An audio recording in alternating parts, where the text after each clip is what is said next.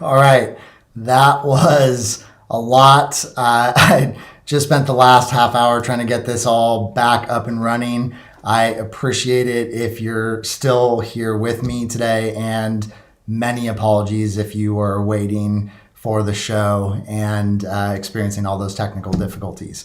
So it can happen to anybody, and glad to finally be here.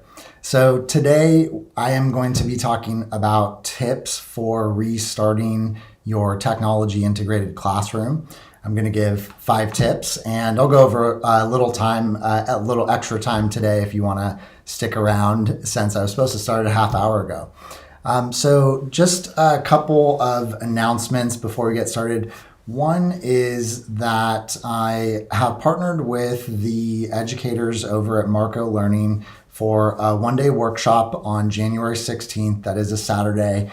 And we put together a workshop to address just a lot of the major issues that we've heard coming up with teachers that we all work with. So it's going to include several educators, teacher leaders over at Marco, and we're going to be doing some different sessions about how to get 100% in participation in a virtual environment, how to improve the quality of Zoom discussions, how to do things like run science labs online. So I'm really looking forward to that. And I'm actually going to be having a special show next Tuesday with John, the founder of Marco. He's a friend of mine. We're going to be talking about why we decided to put together the workshop and give a little preview. So I'm going to have an extra show next Tuesday at 4 p.m. talking with John. And then the following Thursday, I'm going to have Michael Hernandez on the show. He's also a friend of mine, and he is an Apple Distinguished Educator, Google Innovator. He's amazing, innovative, forward-thinking educator. And we're going to be chatting about the future of education and how we can use this moment to reimagine education. So I'm looking forward to that. And if you are an educator or a teacher leader, leader at your school, looking for support with developing technology integrated curriculum, I'd love to talk with you about how I can support you with that. I have some links in the video description below that you could use to book a call with me if you're interested. So let's get into it and talk today about some tips for restarting your technology integrated classroom. So the first tip that we're going to talk about today is to reset your learning management system. Now, I apologize that this one is going to be a little bit more for Google Classroom users. I don't think this is entirely necessary to do if you use Schoology or Canvas, but if you use Google Classroom, I would reset it. So let's look at what I mean by that. When you have your Google Classroom, if you're a Google Classroom user, as you know, hopefully it doesn't look like this demo one here with this. That's kind of a mess, but as you know, it gets messy, it gets cluttered. So I would really think about Google Classroom in a very similar way to a physical binder that you would have students use in class. And I know I would always have kids physically clean out their binders and then start fresh with a new one. The same kind of logic applies if you're a Google Classroom user. I would just basically archive this Google Classroom and start over. So one of the reasons is that you just have all of this stuff in here. It starts to get kind of cluttered. And the other is that it's an opportunity to retool your Google Classroom practices if right now they're not ideal. And so what do I mean by that? So here on the classwork tab, there are a few things about this one that are not ideal. One is that we have some assignments up here that are not categorized under topics. They're kind of free floating. That could be improved. And the other is the nature of these topics. So one of the issues with Google Classroom is that they leave it up to us to organize it. And oftentimes we organize it from our perspective, right? So I might be organizing it based on projects I'm going to have students do, or homework, or resources, or I might even be picking different subjects. I used to organize my Google Classroom like this for quite a while.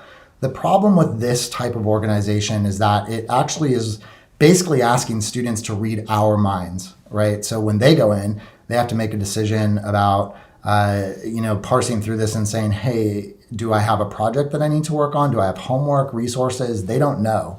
And when you post new things to those particular topics, it's only going to post to that topic at the top. So it would be very easy for students to miss that you had just posted something new. So if you kind of need to retool the topics, I'm going to show you how you can do that in a second. Or if you just have a lot of stuff in here and you want to clear it out, I'd recommend starting it over.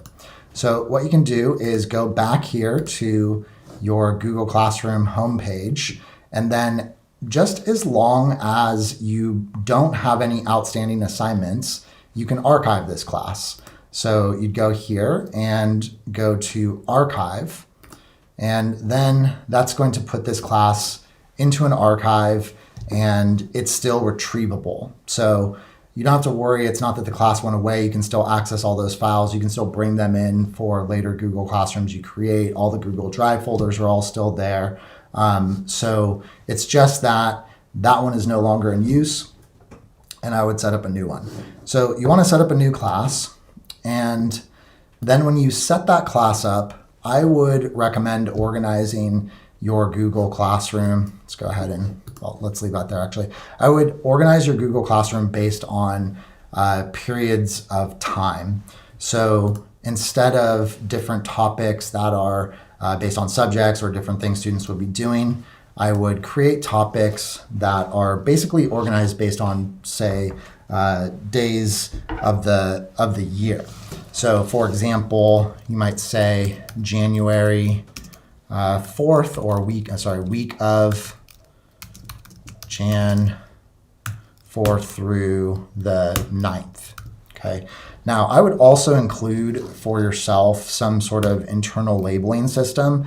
And so if this is your 20th week of school, for example, I would still label this week 20, and I do this days of the week 1 through 20.5. You can communicate that to students and what that means, but the purpose of setting up your own internal labeling system like this is that will stay consistent, whereas January 4th through the 9th does not stay consistent. So when you're trying to pull curriculum year after year, you're trying to reuse posts, you're trying to align this with the materials you have in your Google Drive or whatever organization system you use, then you can pull your curriculum that has this label, and that's pretty much always going to stay the same. Your first week 20, first week of semester 2, I'm just guessing on the number there, is always going to be consistent. These dates will not.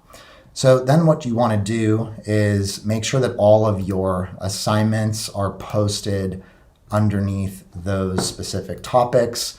And then every time you add a new assignment, those assignments will be posted to the top underneath that new week. So that way when a student gets in, they'll always see that assignment posted underneath that week. And now you can see as well, right, this Google Classroom just looks a lot cleaner than the other one that was getting kind of cluttered. A full year of assignments in a single Google Classroom is quite a bit. All right, I'm going to check out and see if there are any questions right now about what I just showed. Looks like not yet, but if anyone has any questions, definitely ask those throughout the show, and I'll be pulling those questions and comments in, and I'll also answer some questions at the end of the show. Okay, so tip number 2 here is to implement a high impact practice. Now, I know that sounds a little bit vague. I'm going to give a few examples of what I mean by that. And I'm specifically going to talk about some different categories, areas essentially, that you could think about how you use technology strategically. So one of those is to think about how you are currently asking students to participate. So this would be the area of creating interactive lessons. So some questions for you to ask yourself here for this tip. 1, do you mostly ask students for voluntary participation? So do you ask questions like, who has a question, for example?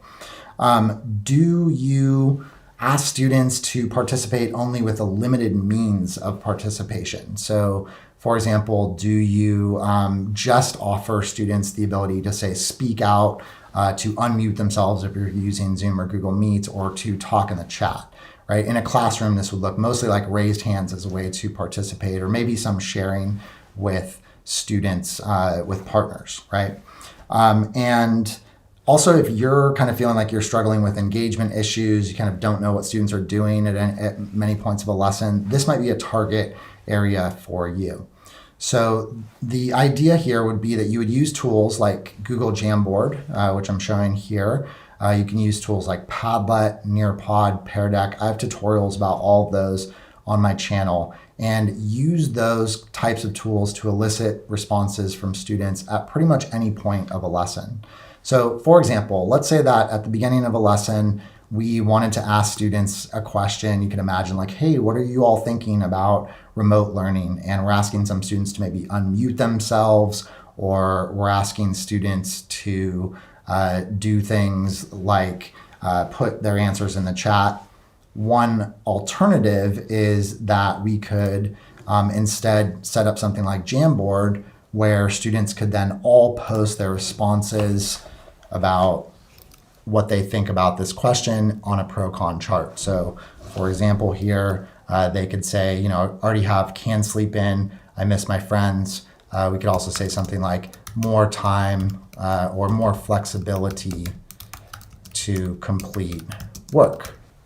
Okay, so the idea, right, is that all students would be posting their responses all together. We get to see all of their work all happening in one place. Padlet is an incredibly powerful tool for this. Google Jamboard is a limited tool, but for what it does, it's pretty effective. Nearpod, very powerful, and Pear Deck can be great for this as well. So if you're not yet making all of your whole group lessons interactive, that would be a piece that you could consider improving. Another is that what you can do is think about the content that you are delivering to students. So all of us, regardless of the subject area we teach, you're either doing some lecture, you're doing having students read, right? Read an article, read a web page, access information from a PDF, watch videos, things like that. For a large part of my teaching career, I just assigned essentially static documents, static videos to students. I wasn't asking them to interact with those while they were actually doing it. So I might have given them something afterwards, like a graphic organizer that they would have to go and answer questions afterwards. But much more impactful would be to actually build interactive content. So some effective platforms for interactive content are platforms like Edpuzzle for interactive video, platform like Actively Learn, which I'm going to show you in a moment, for interactive articles, and you can also do interactive videos there as well. Kami for building interactive PDF, Insert Learning for making interactive web pages. I'll put all those links in the video description later. I got all screwed up with my video description with the show, getting messed up here with technical difficulties, but I'll put those links in because I have videos about those different programs. But here I want to show Actively Learn. So Actively Learn is a program where you can assign articles to students, and on those articles, they will have interactive questions. And one of the things that I really like about this is that it also forces students to answer questions before they're able to move on. So for example, this is essentially an intro question. It's an article about how you should try to integrate technology into the holiday activities instead of trying to limit screen time, so kind of taking a different stance on it. And so the student would answer a question to start, and then they would read the article, and you can see that they can't advance beyond this particular section. You can customize all these questions. You can see student answers as they're coming through. So another point that I want to make with this, right, is that we can also use this type of interactive content to rethink the way that we approach synchronous live teaching. So oftentimes I think we think of synchronous teaching, live teaching, needing to be a lot of talking all the time or kind of lecturing, having everybody gather for discussions. That's fine. We can do that sometimes. We can also do activities like these in a live setting where students are watching a video on their own or they're reading an article on their own. They are answering questions, and then you can observe live how they are responding, so you can intervene. You could call the whole class back and say, hey, we have a misunderstanding about this particular question. And you can also comment on students' responses as well, as a way to interact and engage with students. Okay, and then the last tip related to this tip about a high impact practice would be to think about how you're assessing student learning. So one of the other very powerful ways that we can use technology effectively is to rethink the way that we give students opportunities to show what they know. So more traditional means of showing learning are going to look like writing essays, maybe taking a test, giving a presentation. And with technology, we can offer students a much wider range of ability to show what they know. So we can build in some inherent differentiation. We can increase engagement. We can have students actually practicing some real world technology skills. And there are lots of different ways we can use programs like creativity apps to accomplish this. So just a few examples here. These are screenshots I took of actual work that students did. I think I saw a couple students in the chat, so you may see some of your work in here as well. What we have here, first one is a book review that some students did. They posted about a book that they had read, and then they wrote a review about it. They rated it based on a star rating, posted it up on Padlet so that all the other students could see it, check it out, and get a book recommendation. So rather than like writing a traditional book report. Also like to do activities like timelines. You can do timelines in Padlet. You can see, and if you watch my channel, you know I like Padlet quite a bit. So students processing what they know by making a timeline, having to summarize information and include visual images. I taught ancient civilizations, so they were studying the spread of Christianity in Rome. And then this one is a science project where students were showing what they had learned about marine mammals and the impact of plastic pollution on marine life by creating a timeline using Storyboard That. And then this other one here is an example of a digital comic. This digital comic was also made in Storyboard That. I really like this program. I do have a tutorial about making actually this specific project with Storyboard That. And so here you can have students practicing all kinds of rigorous skills, visualizing what they've learned. Here they had to convert nonfiction information into a meaningful dialogue, also write an explanation below. So these types of projects also can be really engaging and a different way to assess student learning.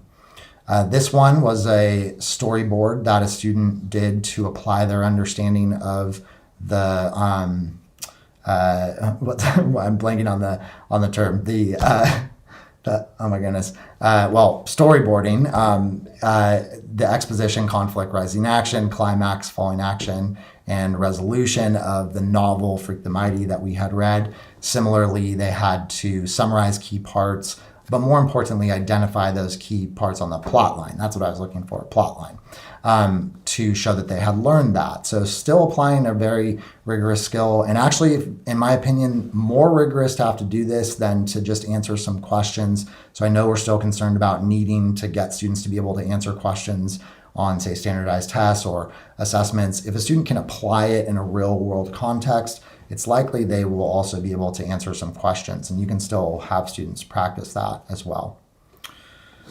Okay, I'm going to bring in a question here before I move on. Oh, sorry, one more thing I was going to show. That's this digital book. So I had some students make some awesome digital books where they processed what they had learned about ancient Egypt and the pharaohs. They used different multimedia types, even spoke from the perspective of the pharaoh. So you can build in these very rigorous creativity projects as a way to assess learning. So this could also fit within this tip of implementing a high leverage practice retooling assessment. So again, that was thinking about building interactive lessons to make sure you're building a more formative assessment, hearing from students all the time, making all of your content interactive, video, web pages, PDFs, articles you have them read, or thinking about your assessment practices and having students apply their learning in different creative ways. Okay, so see, Jamie has a question here. Thanks for your question. And Jamie's asking, while the substance of feedback matters most, have I found a delivery method most effective? Students seem more receptive to handwritten feedback delivered via PDF versus motes. Oh, sorry, I don't know why that went away. Comments, rubrics. Yeah, so feedback is hard and feedback is repetitive. So I'm not a big fan of handwritten feedback. I think it's probably a perception that they're more receptive to it. To me, Jamie, the most important thing is that you have students engage with the feedback in some way. So if you have them reflect on it, name something that they agree with or set a goal based on that feedback, have them incorporate that feedback somehow in a digital portfolio, then that's a way to make sure that students are actually engaging in a meaningful way with your feedback. I like mote comments, things like that, because you can repeat frequent comments. You can essentially set up comment banks so that you're not handwriting feedback over and over again. And I think it's becomes a more efficient, effective way to be able to ensure that you're able to give feedback at higher volume. So I would still push you to try implementing motes, implementing pre-written comments or banks of comments in Google Classroom that you can store, things like that, rubrics too, and then just making sure that students are engaging with those comments. Okay, so tip number 3 is to give students a survey. This is a perfect time of the year to give students a survey and to actually make a change based on that survey. So there are lots of purposes for this. We want to make a classroom that's for students, right? So this is really a real way to sort of break down that top-down relationship where you're sort of on the stage and you're in control of everything, and really asking for student feedback and showing students that you're going to take their feedback seriously. And this is probably something that they've maybe never experienced before. So it helps you with buy-in as well. It helps students feel a greater sense of ownership over the classroom. And it's going to get you a ton of brownie points while also improving your classroom. So I'm going to show an example of a survey and some of the types of questions that you might want to ask. And this I built in Google Forms. I do also have a video about surveying students in Google Forms and making these and how you can analyze the data on my channel. But I would make sure that you ask a couple of questions. So a few of these are important to make sure that you're getting at. I would definitely ask them something they've enjoyed about class. I would ask them something they have not enjoyed about class. Oh, and by the way, I would make this anonymous so that they can feel free to be honest and tell them that it's anonymous. You can ask them questions like, how difficult has work been? How engaging has it been? Just to kind of see where you're at. I like this question. It's a difficult one. Would you want to come to this class even if you didn't have to? To me, that's like an end awesome goal. If students said yes, I always want to be at that place. What do you think about the work in this class? Do you feel like learning in this class is important? Okay.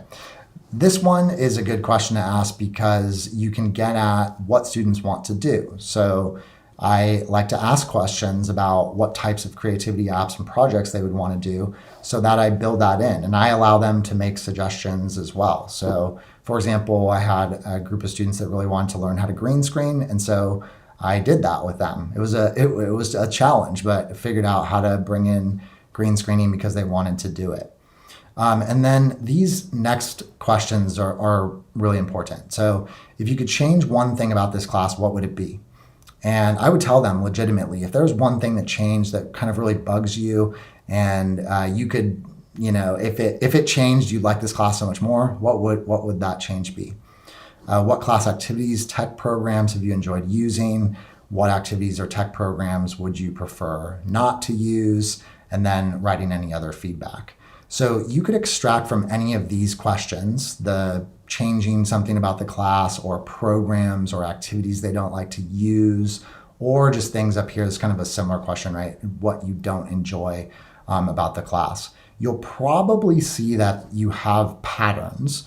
And so if you have some things that are pretty high volume, I would show that to students. I would be very transparent. Like, look how many people said that they hate using X program. You never want to use this program again. Or how many students have said that they really don't like this one activity. Like, I had students one year tell me, I'm so tired of the vocabulary activity that we do. So I have this kind of repetitive vocabulary activity. So things like that. And then make a commitment to actually change that and name that you're going to change it. So, tell students, hey, I see you selected all these. We have all these students that want to learn about these particular creativity apps. From a teaching perspective, it doesn't matter so much if they're going to process learning by podcasting or making a video. But if they're really excited about one of them, that's what I want to do. And if they want to change something about the class, I would commit to that. So I've done pretty dramatic things. I've done things like, which I actually think are good changes, but I've dropped programs entirely. I've dropped, like I said, the vocabulary system for the next semester. I've even dropped homework, which ultimately I think was a good practice. But I had so many students one year tell me, you just gave me so much homework and I feel like I work so hard and then I have to go home and I have to do all this work. And I thought about it and I agreed. And so I got rid of homework. So kind of big, impactful things like that can really have a significant change for your classroom. And yeah, thanks. So Casey is saying that you've been thinking about doing this, did an informal one.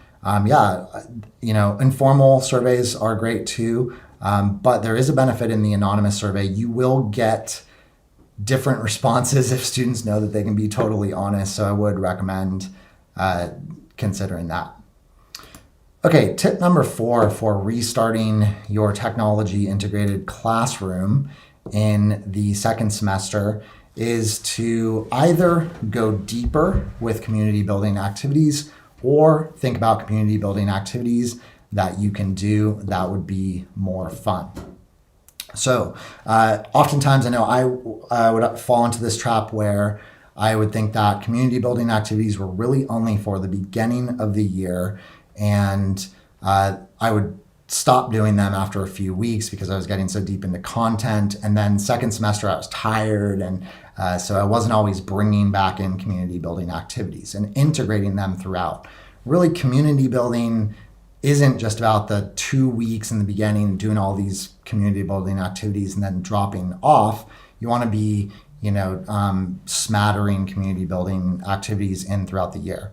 And some community building activities are actually much more appropriate to do later. So when you're having students express, more personal information, that has a greater impact when they know each other a little bit better.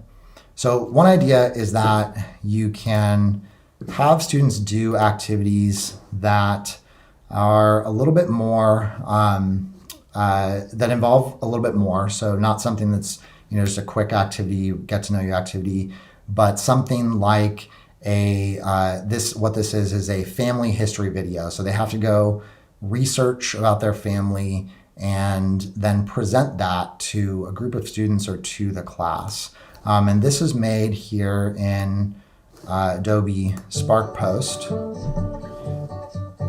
And this is just a template, but it can show you some ideas about what students can do. They can bring in background images with text over the top. They can even take videos to share. I know that's not really about my family history, but it's fun, so I included the video of my dog. But you can make these, quite rigorous, where they have to go research and learn information about their family and share something meaningful with the rest of the class. Along those lines, the kind of more deeper types of community building activities. Another idea is something like a podcast. This is an actual project that I did with sixth graders last year. This is my sample, but I had students make podcasts about their experience with sheltering in place. And I still taught them all kinds of really important skills. I mean, how to audio record and edit, and we put it up on a web page for the school. Also, all the interviewing and research that had to go in beforehand. But this is another idea for something that you could do, either an interview perhaps with another student or with a family member about their family, about their life, or about something like this historical moment that we're all experiencing. That could be either current events that are happening or school closures and sheltering in place. So this is another idea for a deeper type of community building activity. Podcasting is particularly effective for this. It's a long form narrative where people can share intimate parts of their lives, and then other students get to listen to those and learn about other students in their class and get to know them at a much more intimate level. So I love podcasting as both a skill building activity, but also a community building activity. So this could be something you could consider bringing in the second semester. And then another is just to integrate some of these more fun activities.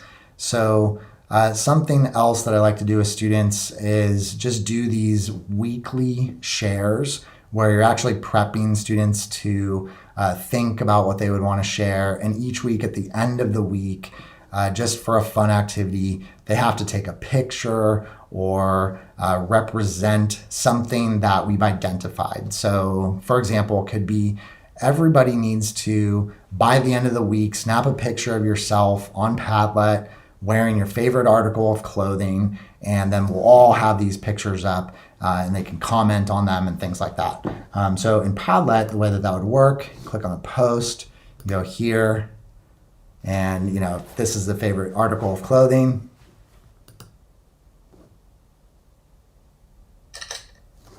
take that picture, and then that picture is posted up on the board, and this is my favorite jacket, right?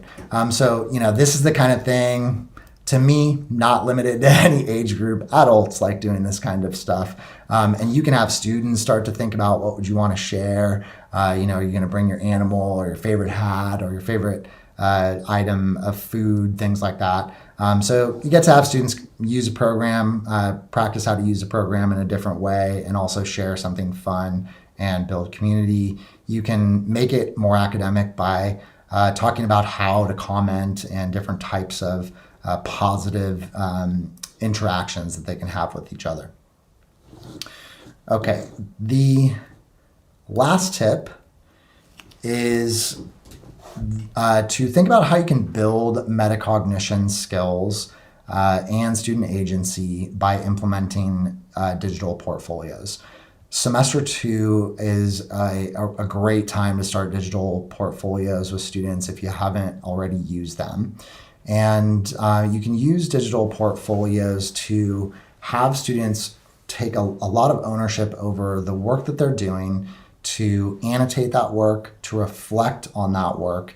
And then what I love about digital portfolios, if you have students build them over the course of the semester, is that as a capstone project at the end of the semester, they can present that to families. And I promise you that one of the best days you will ever have, or weeks you will ever have as a teacher, is the week where students are basically just on their own presenting about all their work and talking in a very fluid way about what their work shows, the skills that their work shows, what they're proud of about their work.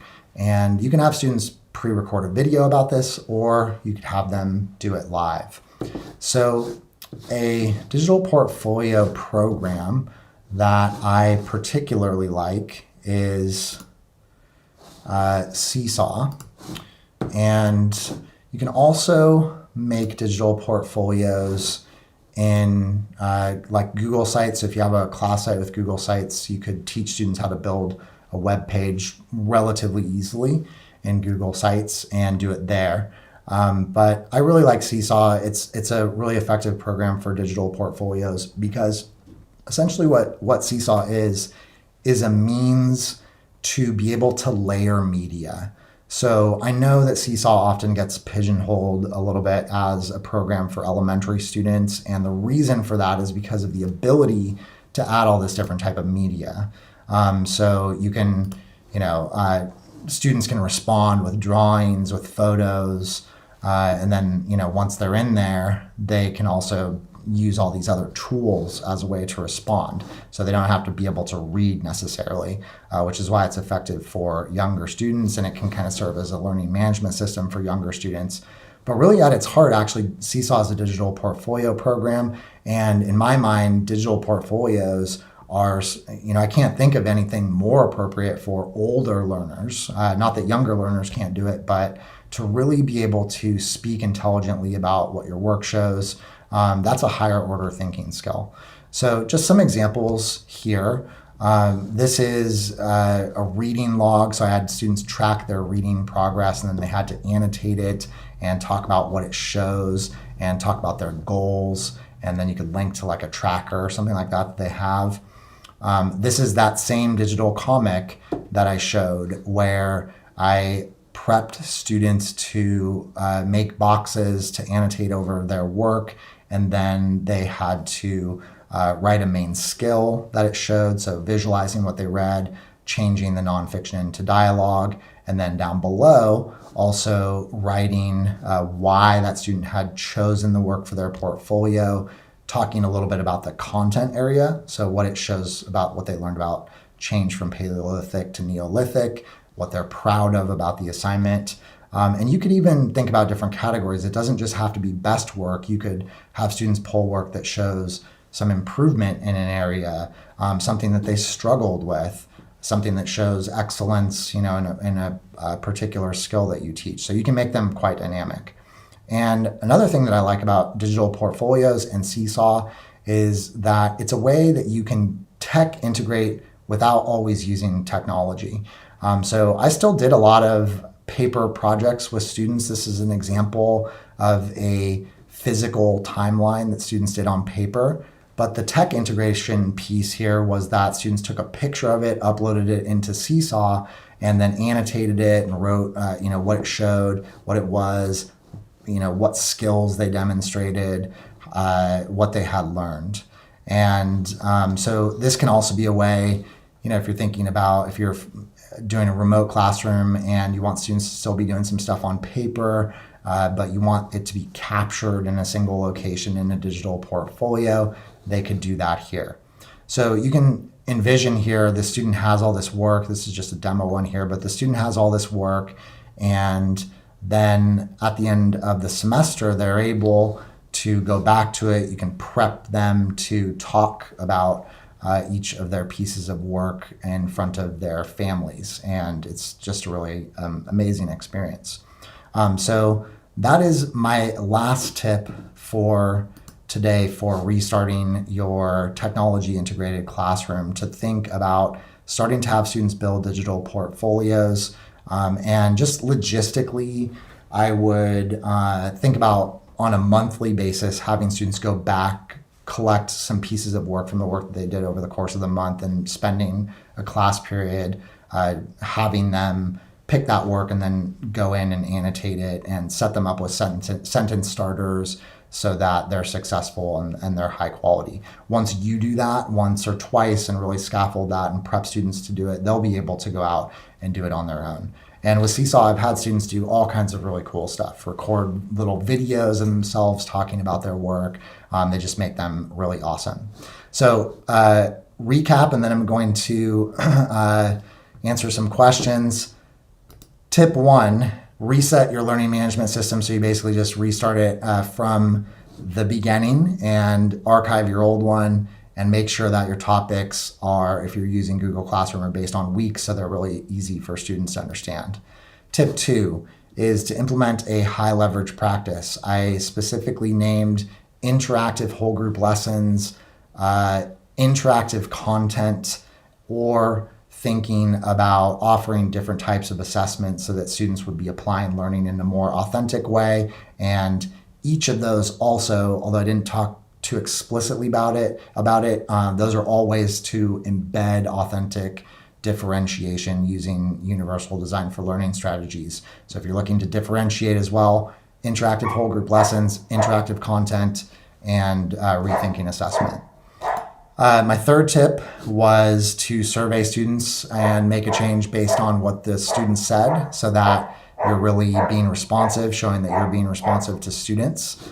And I apologize if you can hear my dog barking in the background, such as life working from home.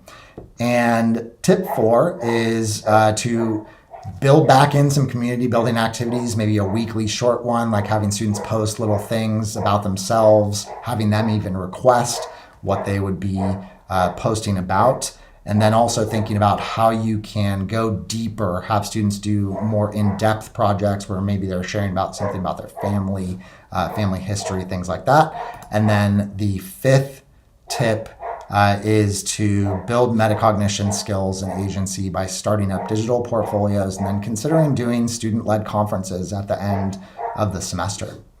Okay, so going to pull in a few questions here for the Q&A. So it looked like we had, so this is a logistics question about how I make myself small in the corner.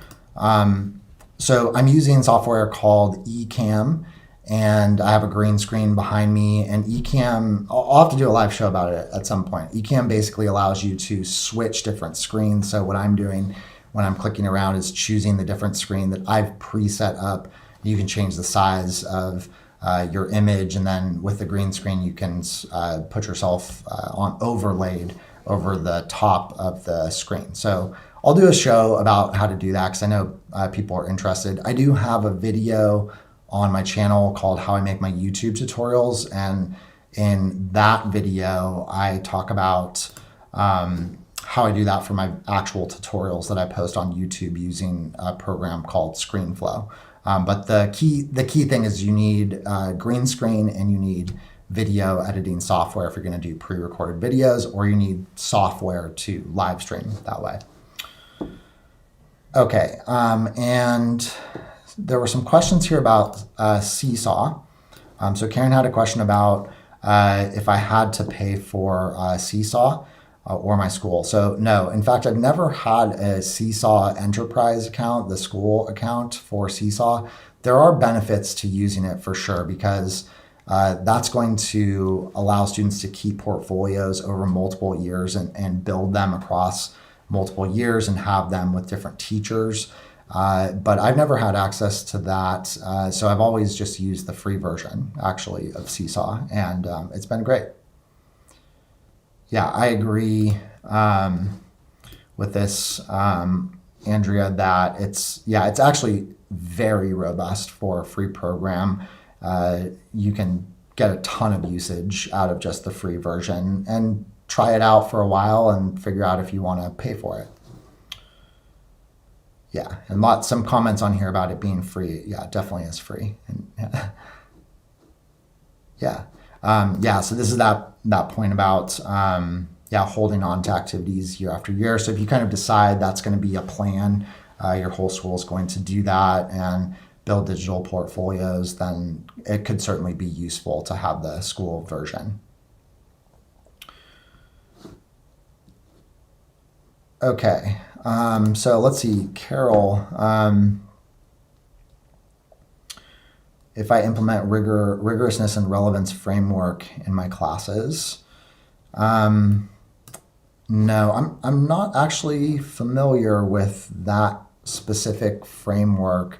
So maybe you could drop a link in so I could check it out. I'll have to check that out. So I'm not entirely sure about that. But in terms of this question about increasing rigor and relevance, so I think, one of the things I talk a lot about on the channel in terms of increasing rigor is thinking about how you're using technology strategically to have students not just consume technology, but create with technology. And so I have some videos, and my online course, the 21st Century Classroom, goes into this in significant detail. It's about building curriculum. And I talk about overlaying the 4Cs throughout different parts of your lesson so that you're thinking about really intentionally having students create with technology, collaborate with technology, apply critical thinking skills, build communication skills with technology. So to give a clear example of this, Carol, with the building rigor with thinking about the 4Cs. Let's take a program like Flipgrid, for example, where students would be recording videos. There are really low rigor activities that you can probably very easily imagine where students are just kind of recording a quick video on Flipgrid as a way to do a quick formative assessment, share what they know, video record with peers. And that's relatively low rigor. But if you intentionally say, we're going to build your digital communication skills using this tool, you give students a rubric about what that looks like in terms of even their presentation, different animations that they need to have on the screen, and you turn it into something where now you have to instruct, you have to teach a lesson using this tool. So you're going to have them do things like look into the camera to practice digital communication skills, speak up, have good posture, but also apply a more rigorous skill like teach a lesson via this tool. So that's why I like the 4Cs, because they can help us think about how we can increase rigor with the same tools that we might already be using. And actually, to that point, I just posted a video on my channel today about Kialo EDU, which is it's a really well put together tool for having class discussions, and not just kind of basic class discussions, but ones where students have to back up what they're arguing with evidence and reasoning, and they can flag arguments and communicate in there and stuff. So I put that video up today. It's something you might want to check out if you're interested in really building rigorous online lessons or in-person lessons. Actually, I think it's a great facilitation tool for any form of discussion that you might have. Okay, and then, so Karen, I think this is a question about Seesaw. Seesaw definitely integrates with Google Classroom in the sense that you can roster your students from Google Classroom if you have a Google Classroom set up. There's no real actual integrations with Google Classroom, right? Like no programs fully integrate in the sense that they don't pull in all the information and grades and things like that, or have widgets in there the way that Schoology or Canvas would. But it does integrate. Typically, though, what I would do personally as a Google Classroom user and a Seesaw user is just post a link in Google Classroom out to their digital portfolios. And once you have them build them, I would have students maybe bookmark it in their Chrome browser. But you could always just post the link in Google Classroom as the easiest thing to do. But it will roster your students. Okay, and this is a great question. I don't have the answer to this question right now. I have to think about this a little bit. Actually, one of my upcoming videos that I'm planning is going to be top tech tools for 2021. I've been giving some thought. Actually, I do have an answer to this question, but I'm gonna wait until that video to answer that question. But it's a great one, and I've been thinking a lot about it. What I will say is that I don't think there's any one-all, be-all tool, Sunny. I do think that some tools have higher degrees of functionality than other tools, meaning you can get more out of them. You can use them at different phases of lessons and for different purposes. Padlet's a good example of that. Definitely one of my favorite tools because you can have students do some initial engage type activities where they're just quickly sharing. You can build full lessons in Padlet where you could run an entire lesson using the shelf system. And then you can also have students create in Padlet. They can make timelines and maps and mind maps and things like that. So I like Padlet for that reason. That is definitely one of my favorite tools. Yeah, this Quizzes is also a great free resource. I agree. I do plan to do a video about Quizzes. I like Quizzes. If you're not familiar with it, but you're familiar with Kahoot, you might want to check out Quizzes. It's a little bit easier for students to use because they don't. Kahoot just has the colors and the symbols for the different questions that they would have to answer, but Quizzes has the question on there, and it's similar, but just I like it a little bit more. So recommend checking that out too. Okay, Cecilia. All right, so yeah, this is a great question. So this is a question about G Suite. Would individual sites be better? School trying to implement digital notebooks and portfolios using slide decks, and it seems complicated. Yeah, so it's a great question. It's a little bit hard for me to answer this in right now. What I've been thinking about is actually doing a video about digital portfolios in Google Sites, digital notebooks in Google Classroom, using Google Classroom and Google Slides, and potentially even Google Sites. It's not a bad idea, and some of the people that I work with more closely on curriculum development, I show them how to do all of that in Google Sites, so it's definitely doable. It is a little bit complicated, but there's also the benefit of it all kind of living in one ecosystem in Google EDU. So it's not a bad idea, and it merits, I think, a whole other video or show to talk about it. It's doable though. Yeah, thanks, VN. This question about, or this comment just about communicating in real time for sure. It's an effective tool for that. Some other tools that are useful if you're looking to do this sort of thing. If you're familiar with Hapara integrates with G Suite, and I'm going to have a show about that in a few weeks. Awesome program for being able to see student work and be able to give them feedback live. ClassKick is a good program for that. Formative is also an effective program for being able to see student work and commenting on it live. All right. And you're welcome, Barb. Thank you for your positive feedback. Yeah, appreciate it. Couldn't do this without all of you. So thanks so much for watching.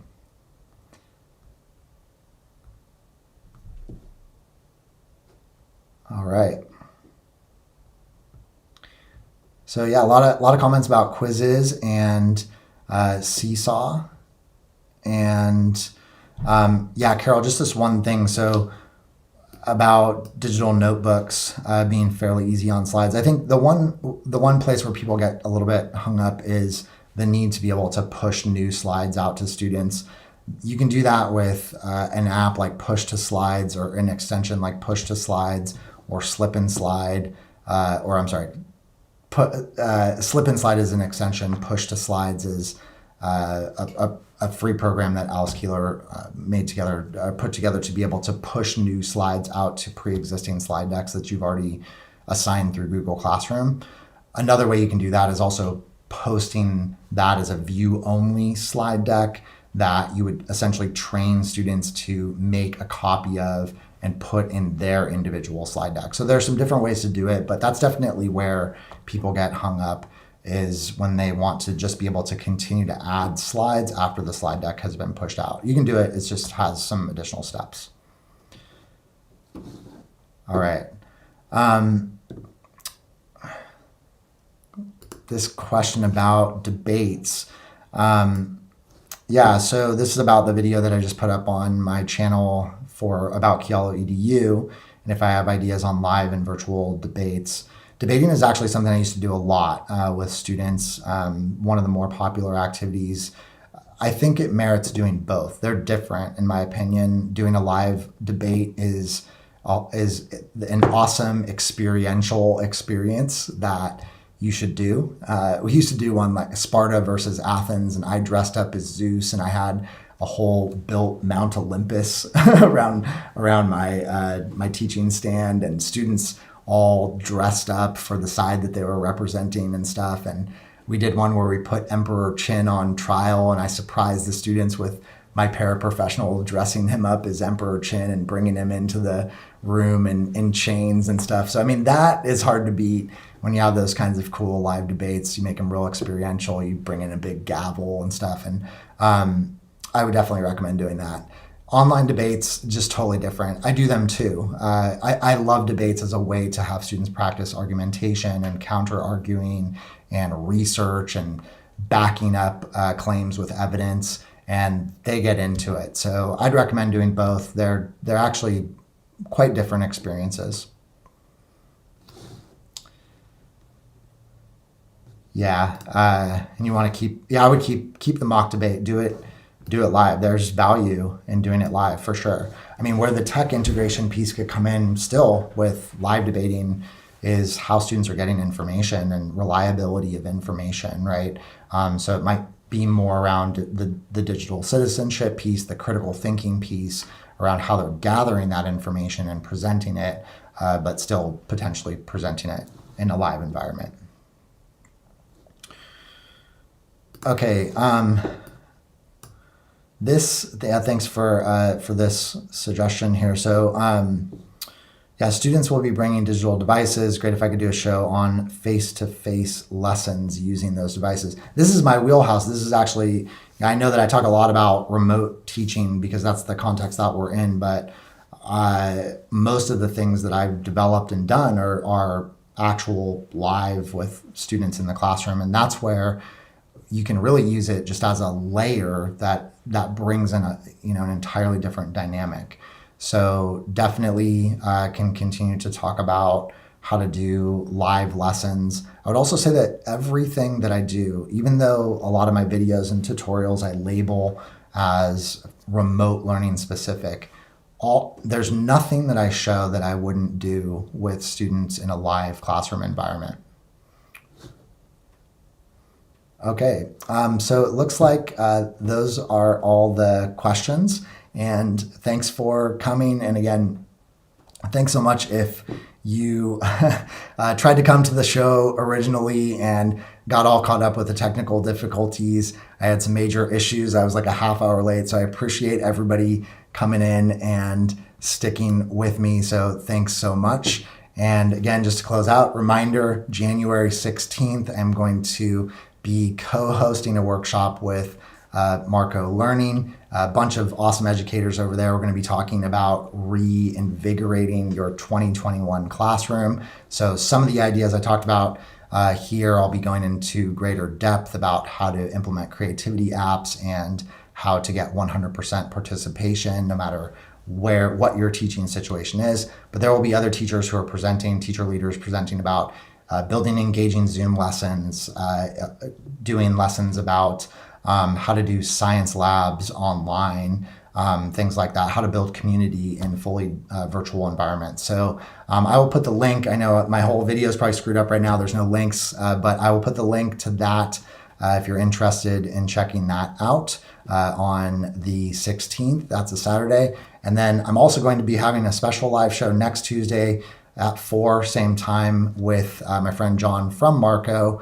We co-planned this workshop, so we're going to be talking about it, giving a little sneak peek of those different sessions. And then on Thursday, I'm going to have Michael Hernandez on the show to talk about how we can use this moment right now to reimagine public education in this country and worldwide, actually.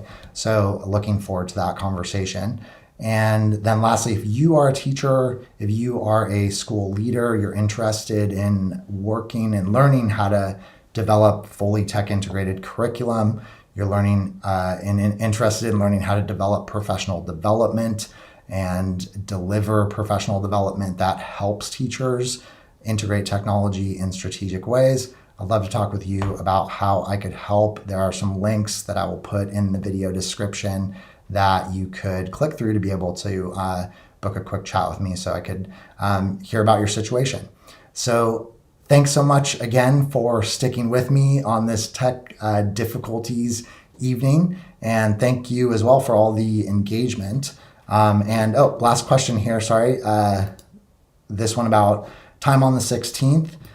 So this is a great question that I have to convert in my head. I want to say it's 12:30. It starts on Eastern Standard Time, 9:30 Pacific Standard Time. It also, all those sessions will be pre-recorded. So if you decided to join the workshop, they're actually stacked sessions, so you would still have access to all the workshops at a later time. So if I know that's out of some people's time zone. And this last one, then I'll head out here. Andrea asking if I would share the Google form for the survey. Certainly I can put that in the video description. So I'll do that after the show. All right. Thank you so much, everybody. And I hope to see you next week on Tuesday and Thursday for my shows next week.